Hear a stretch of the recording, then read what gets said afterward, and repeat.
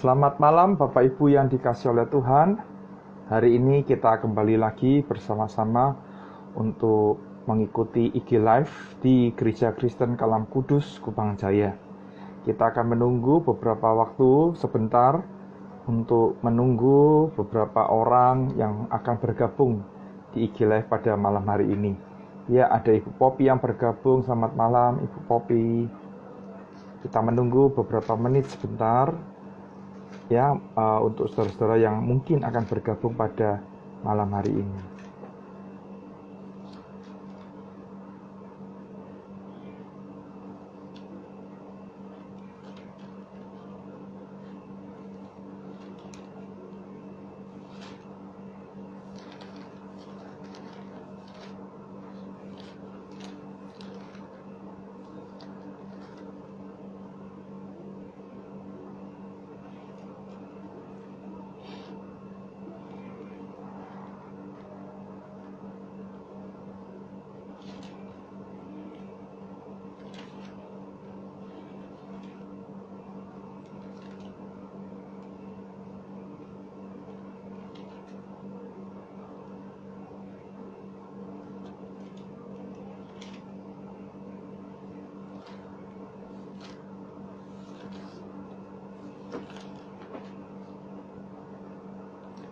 Ya, selamat malam untuk Ibu Victoria yang sudah bergabung.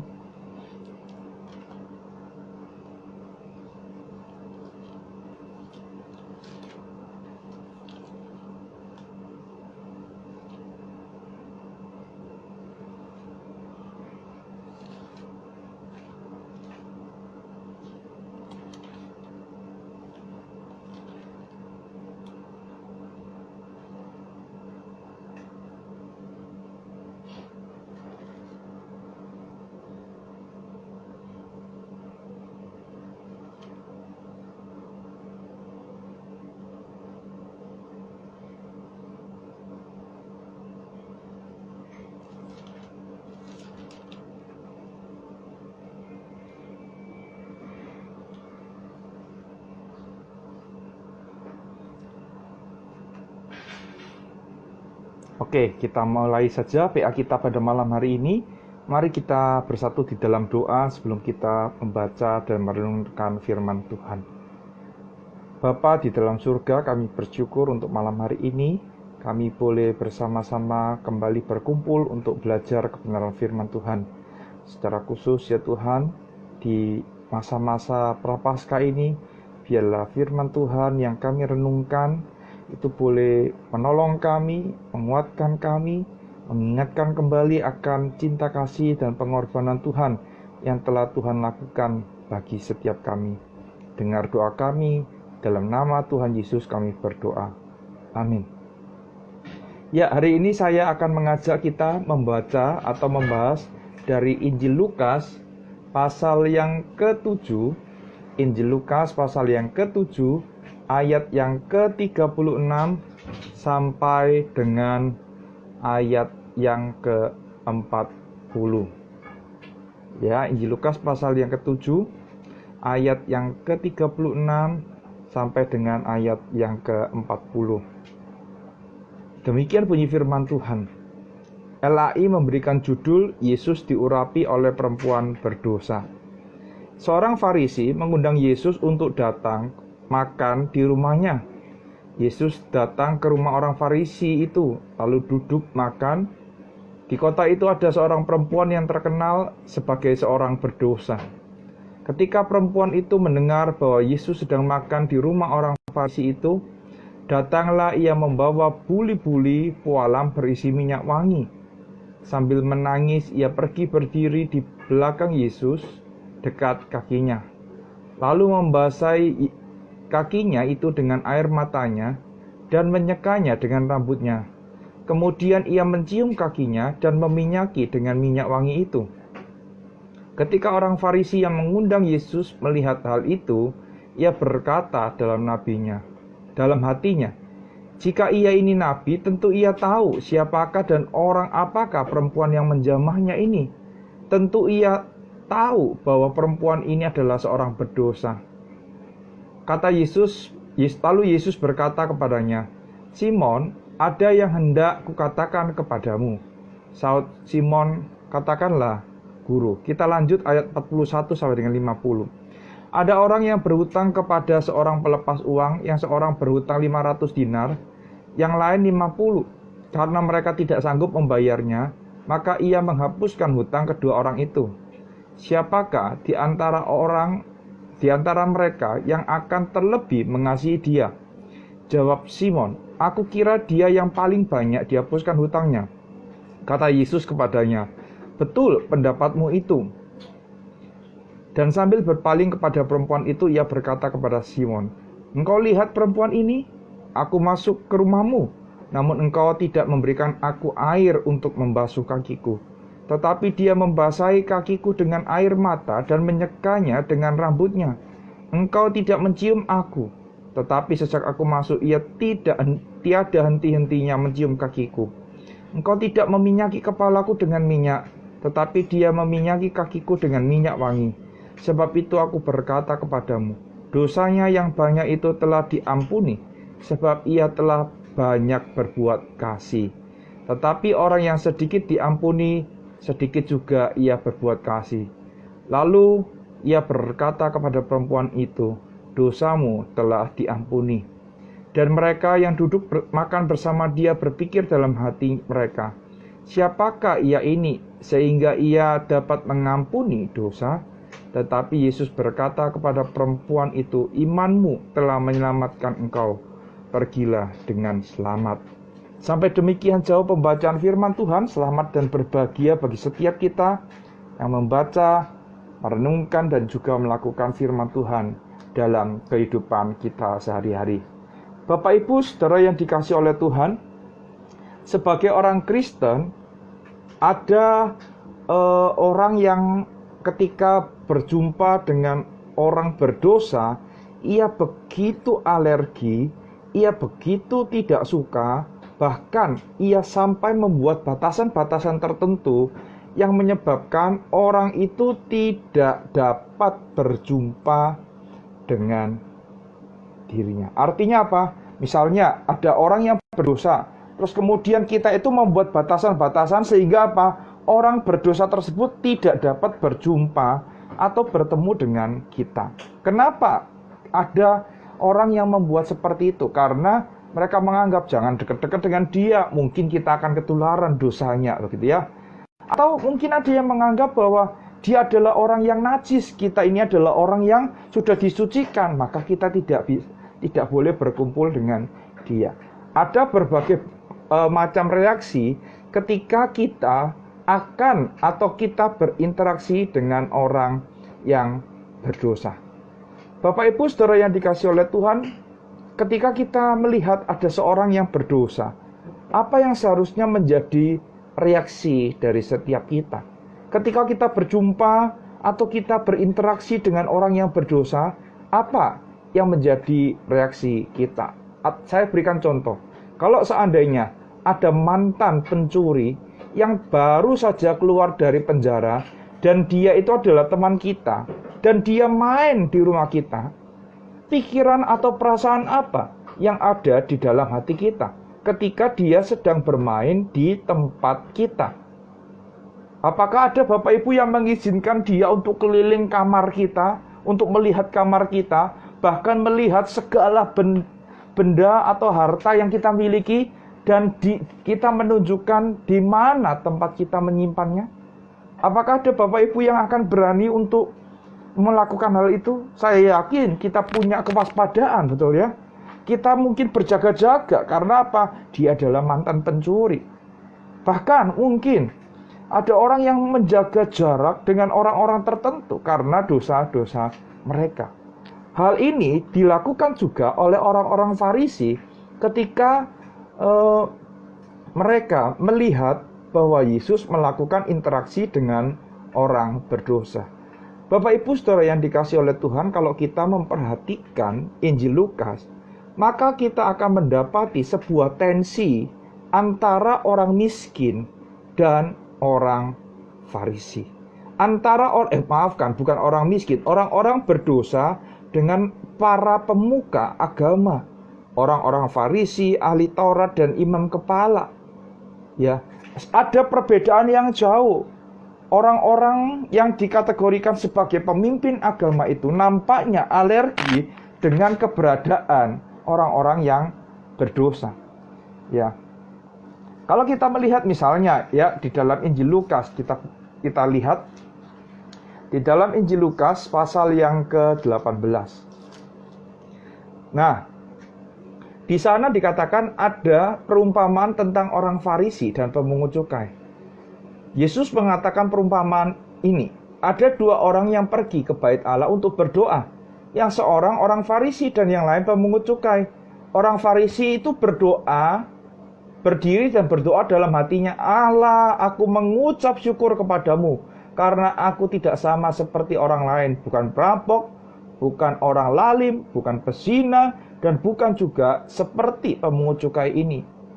Aku berpuasa 2 kali seminggu. Aku memberikan 1/10 dari penghasilanku. Tetapi pemungut cukai itu berdiri jauh-jauh. Bahkan ia tidak berani menengadah ke langit. Ia memukul dirinya dan berkata, Ya Allah, kasihanilah aku orang berdosa ini. Aku berkata kepadamu, orang ini pulang ke rumahnya sebagai orang yang dibenarkan Allah, dan orang lain tidak. Bapak Ibu, tensi ini begitu kentara di dalam Injil Lukas.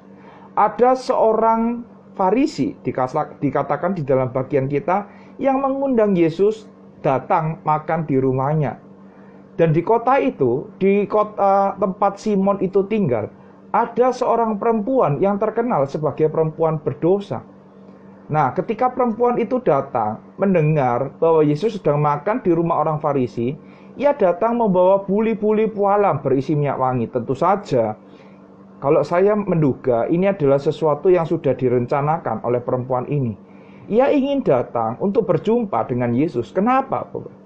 Kenapa ia ingin datang untuk berjumpa dengan Yesus? Nah, Bapak Ibu, coba kita lihat di dalam perikop sebelumnya. Apa yang membuat perempuan ini memberanikan diri untuk datang berjumpa dengan Yesus? Terus kemudian perempuan ini membawa buli-buli pualam berisi minyak wangi. Apa yang menyebabkan dia berani untuk melakukan tindakan itu? Bapak Ibu, coba lihat di dalam pasal 7 ayat yang ke-34. Kemudian anak manusia datang, ia makan dan minum, dan kamu berkata, lihatlah, ia seorang pelahap dan peminum, sahabat pemungut cukai dan orang berdosa.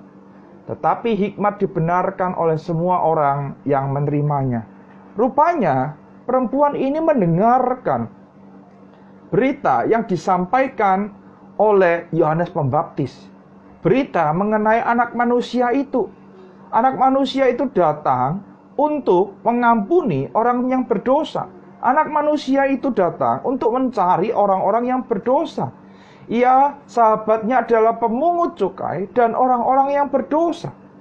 Oleh karena itu, saya menduga perempuan ini memberanikan diri untuk datang berjumpa dengan Yesus di acara makan malam yang diadakan oleh Simon, orang Farisi ini. Saya tidak tahu Bapak Ibu, apakah perempuan ini datangnya mengendap-endap atau tidak. Bisa jadi perempuan ini datangnya mengendap-endap. Karena apa? Karena pasti rumah orang yang dalam tanda petik itu terkenal, apalagi dia adalah pemimpin agama, itu memiliki penjagaan yang ketat. Ya, rumah ini tentu saja dijaga dengan ketat.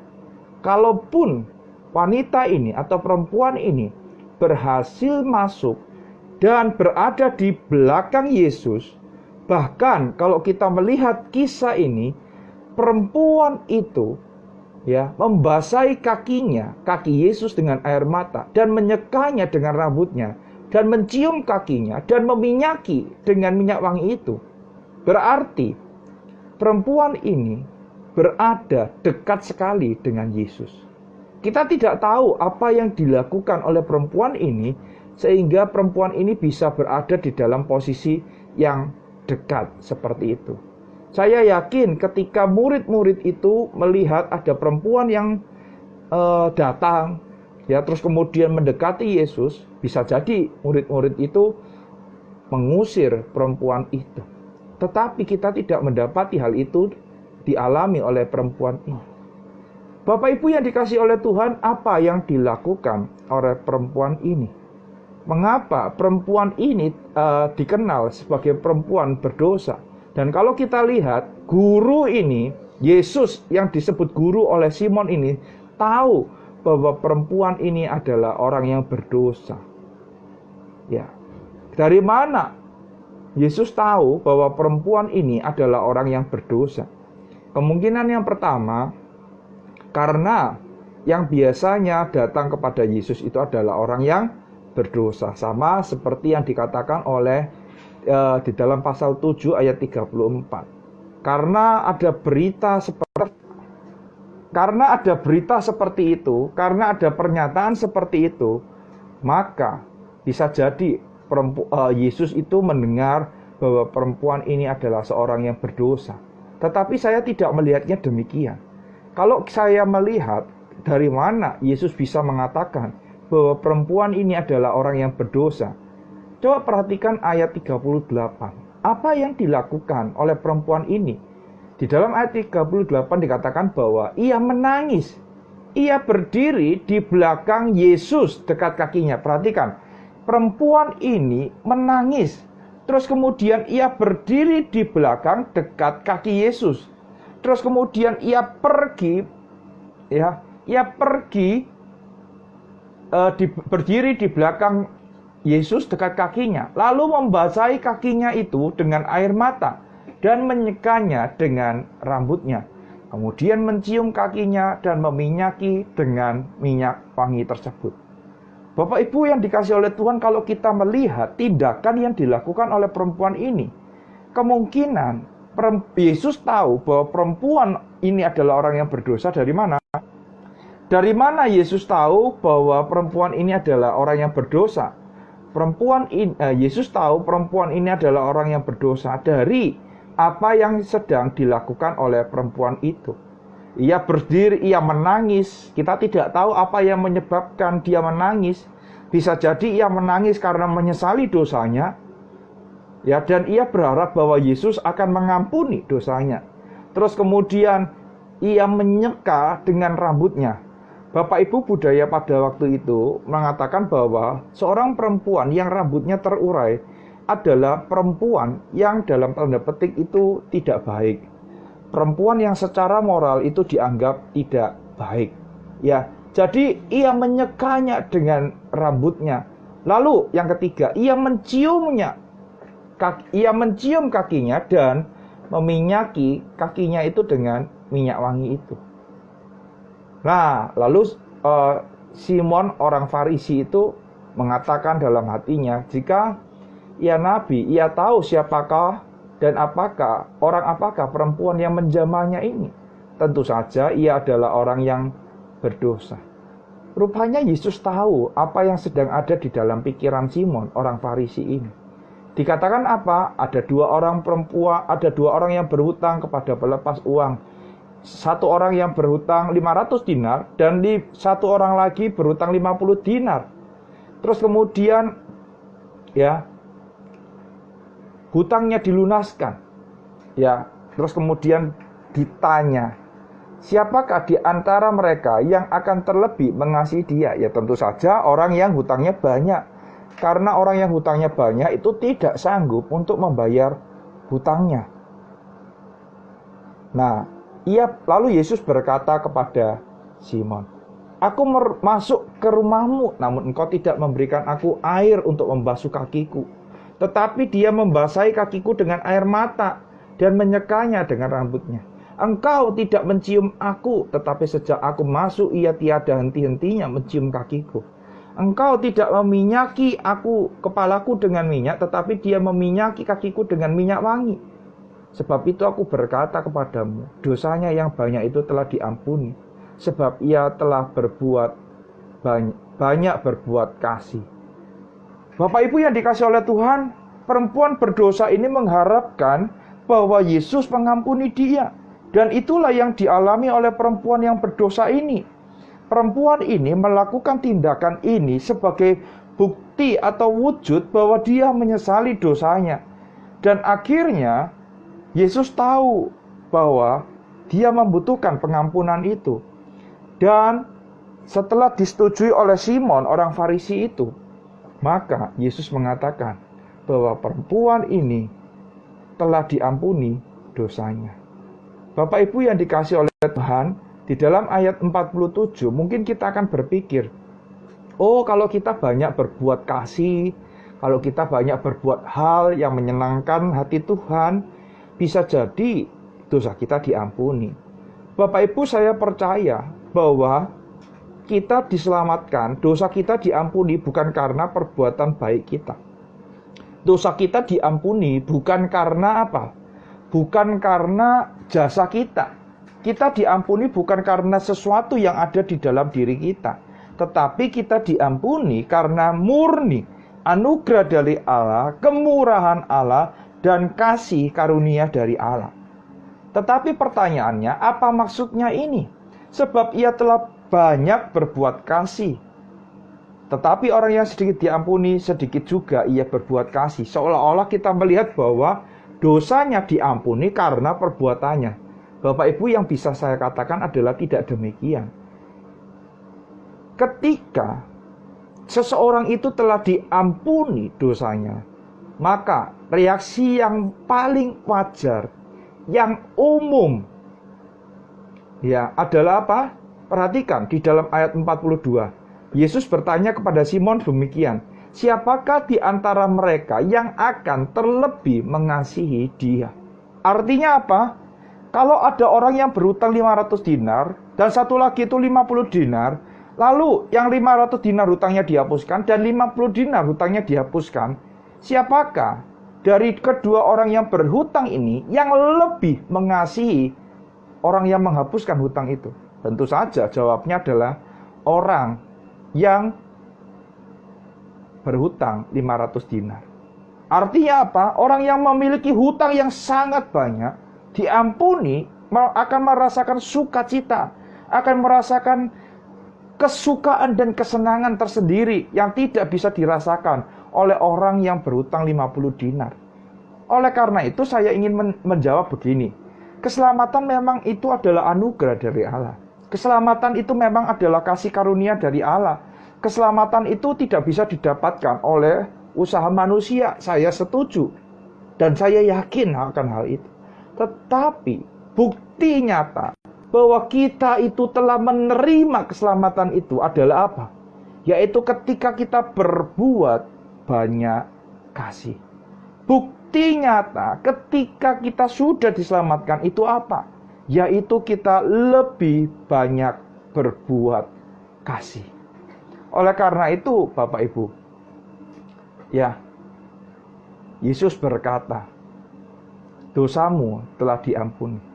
Tentu saja orang-orang yang ada di sana itu bingung, siapakah Yesus yang dapat mengatakan dosamu telah diampuni.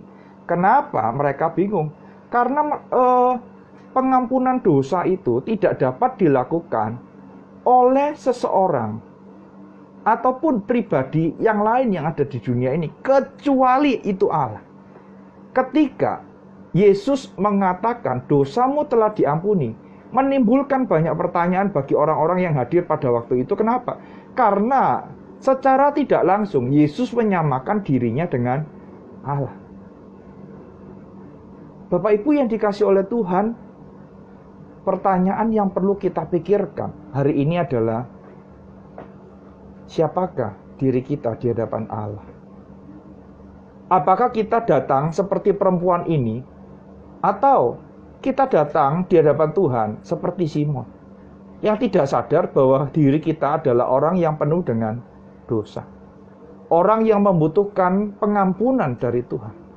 Apakah kita selama ini adalah orang yang baik-baik saja, orang yang menganggap dirinya cukup sempurna, orang yang menganggap dirinya cukup saleh di dalam kehidupan pribadi atau kehidupan rohani? Pertanyaan pertama yang perlu kita pikirkan adalah siapakah diri kita. Bapak Ibu yang dikasih oleh Tuhan, sebentar lagi kita akan memperingati Jumat Agung dan Paskah. Kenapa Yesus rela mati di atas kayu salib? Karena kita tahu Dia memang datang untuk mencari dan menyelamatkan yang terhilang. Dia datang untuk mencari dan menjadi tebusan bagi orang-orang yang berdosa. Yesus datang untuk mengampuni dosa kita. Jikalau ada dari Bapak Ibu yang saat ini hadir di dalam IG Live ini atau menonton tayangan ini setelah dipost di IG ataupun, pertanyaan yang kita pikirkan adalah, apakah memang kita sadar bahwa diri kita adalah orang yang berdosa dan kita membutuhkan pengampunan yang daripada Allah? Kita tidak bisa mengampuni diri kita sendiri. Bahkan orang lain tidak bisa mengampuni dosa kita. Kita harus datang kepada Allah. Kita memohon kemurahan dan belas kasihan daripada Allah.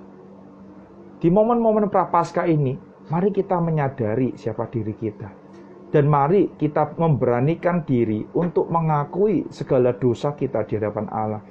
Percayalah, ketika kita datang dengan sebuah kerendahan hati, mengakui bahwa kita adalah orang yang berdosa, yang membutuhkan pengampunan daripada Tuhan, Ia adalah Allah yang setia dan adil, yang akan mengampuni segala dosa kita. Lalu yang kedua,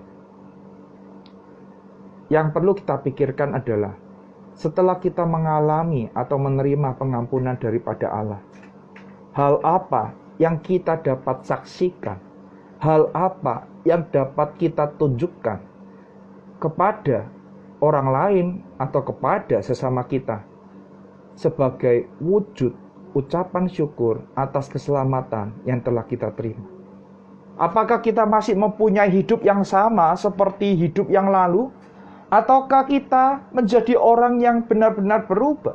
Menjadi orang yang lebih banyak berbuat kasih seperti yang dilakukan oleh perempuan ini? Apakah kita menjadi, kalau dulu kita menjadi orang yang perhitungan, apakah sekarang kita tambah perhitungan karena kita telah menerima keselamatan dari Allah? Jikalau dulu kita adalah orang yang suka mengumpat, apakah kita sekarang setelah menerima keselamatan daripada Allah, kita tetap bahkan lebih parah di dalam menyampaikan umpatan kita? Atau malah sebaliknya, kita menjadi orang yang suka dengan memberkati orang. Kita suka untuk menyampaikan kata-kata berkat yang bisa menguatkan dan menghibur orang. Jikalau dulu kita suka hanya marah-marah, tidak ada apa-apa marah, ya. Sekarang setelah mengikut Yesus, setelah menerima keselamatan daripada Tuhan, apakah malah lebih parah? Bapak Ibu yang dikasih oleh Tuhan, perempuan ini sadar bahwa Yesus telah mengampuni dosanya. Oleh karena itu, ia menunjukkan kasih-Nya melalui apa? Melalui tindakan yang dilakukannya. Ia menangis, pergi berdiri di belakang Yesus dekat kakinya, membasahi kakinya dengan air matanya dan menyekanya dengan rambutnya, terus kemudian mencium kakinya dan meminyakinya dengan minyak wangi itu. Tidak ada bukti nyata dari keselamatan selain kasih yang kita miliki. Selain kasih yang kita miliki, itu telah ditransformasikan oleh penebusan daripada Allah.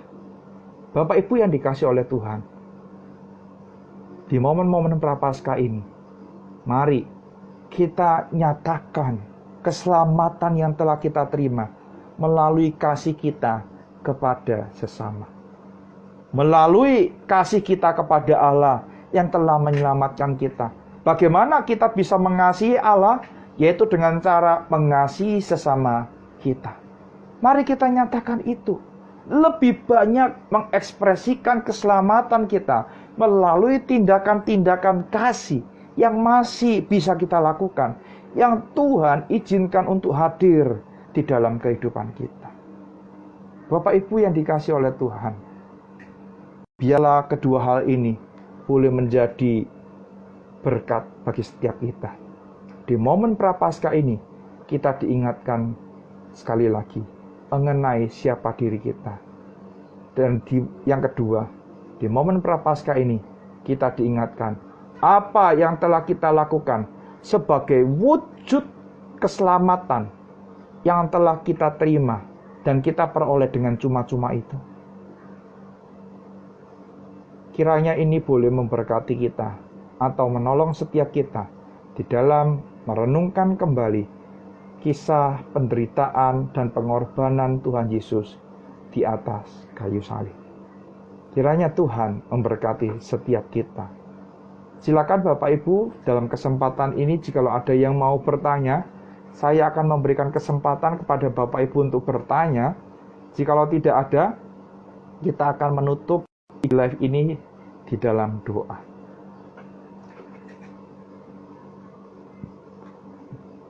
Saya menunggu beberapa menit, barangkali ada dari Bapak Ibu yang ingin bertanya.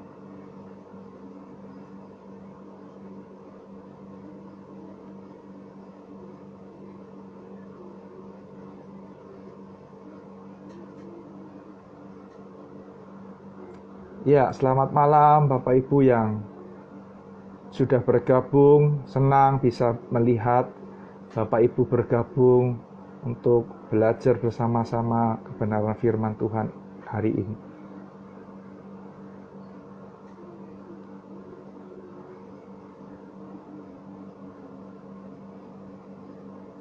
Oke, nampaknya belum ada pertanyaan. Mari kita akhiri IG Live kita pada malam hari ini dengan bersatu di dalam doa.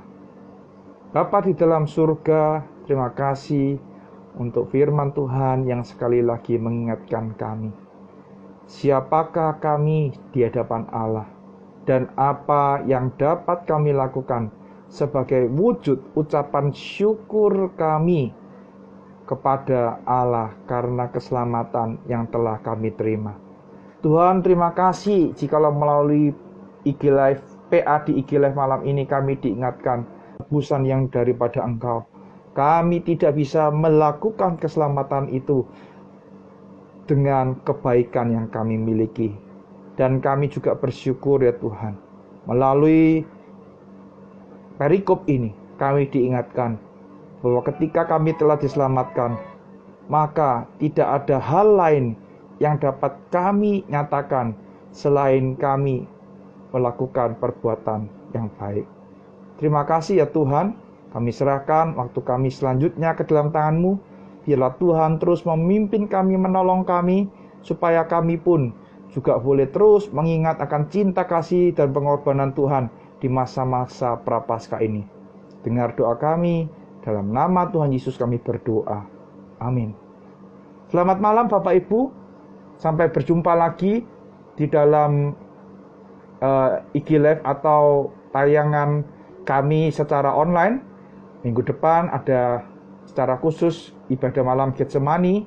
Nanti kami akan memberikan pengumuman melalui sosial media yang kami miliki. Selamat malam, Tuhan Yesus memberkati.